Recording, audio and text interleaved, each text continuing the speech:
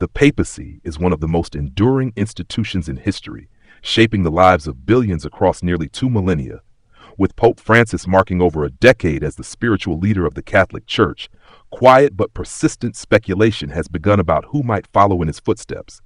The next pope will face extraordinary challenges, addressing the decline of church membership in the West, navigating tensions between tradition and modernity, and maintaining the church's relevance in an increasingly secular world.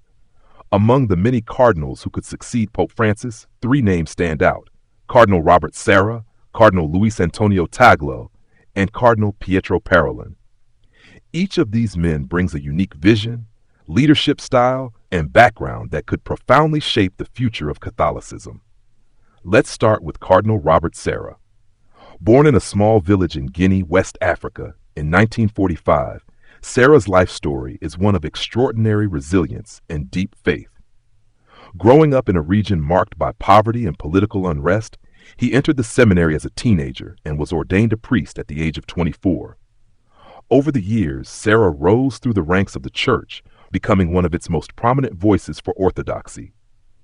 Cardinal Sarah is known for his unwavering commitment to traditional Catholic values. He has often spoken out against the moral relativism and secularism that he sees as eroding the church's foundation. His writings, particularly The Power of Silence and God or Nothing, have inspired millions, offering a spiritual critique of modern society.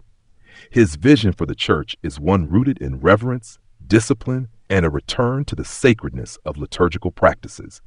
If elected, Sarah would be the first African pope in over 1,500 years, a monumental moment that would highlight the church's growing presence in the global south. His leadership would likely signal a strong reaffirmation of traditional teachings and a focus on spiritual renewal. Next, we turn to Cardinal Luis Antonio Tagle, a charismatic leader from the Philippines. Born in 1957 in Manila, Tagle has become one of the most recognized faces of the Catholic Church in Asia, a region where Catholicism is experiencing significant growth. Known affectionately as Chito, Tagle has a warm, approachable demeanor that endears him to Catholics worldwide. Tagle is often called the Smiling Cardinal, and his ability to connect with people from all walks of life is one of his greatest strengths. Whether he's addressing large crowds, engaging with youth at global events, or visiting impoverished communities, Tagle exudes a genuine sense of compassion and humility. Currently serving as the prefect of the Congregation for the Evangelization of Peoples, he oversees the church's missionary work. His leadership style combines deep theological insight with a progressive outlook, emphasizing inclusivity, social justice, and the need to engage with modern challenges. Many see Tagle as a bridge between tradition and progress, capable of appealing to younger generations while remaining rooted in the church's core teachings.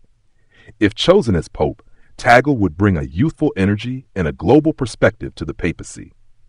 His election would also mark a historic moment as the first Asian pope, reflecting the vibrant and growing influence of the church in this dynamic region. Finally, we come to Cardinal Pietro Parolin, a seasoned diplomat and one of the most influential figures in the Vatican today. Born in 1955 in northern Italy, Parolin has spent much of his career navigating the complex world of Vatican diplomacy. As the Secretary of State, Parolin serves as the church's top diplomat, managing its relationships with governments, international organizations, and religious communities around the world. Parolin's calm and pragmatic approach has earned him a reputation as a master negotiator. He played a pivotal role in the historic agreement between the Vatican and China, aimed at resolving decades-long tensions over the appointment of bishops. While the deal has faced criticism, it underscores Parolin's ability to address thorny issues with a strategic mindset. If elected, Parolin would likely focus on strengthening the church's global influence while addressing internal challenges with steady and measured leadership. His deep understanding of church governance and international relations positions him as a candidate capable of navigating the complex dynamics of a modern papacy. Each of these cardinals offers a distinct vision for the church's future. Cardinal Sarah represents a return to tradition and spiritual discipline. Cardinal Tagle embodies hope, inclusivity, and the church's growing global reach. And Cardinal Parolin brings stability, diplomacy, and a pragmatic approach to leadership. The election of a new pope is always a moment of profound significance for Catholics and the world. It's not just a question of who will lead, but of how the church will evolve to meet the challenges of our time.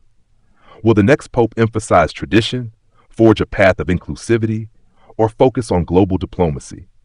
The answer will shape the direction of Catholicism for generations to come. Thank you for joining us on this journey into the future of the Catholic Church. If you found this exploration insightful, don't forget to like, share, and subscribe to Insightful Faith. And let us know in the comments, which of these cardinals do you think is best suited to guide the church into its next chapter?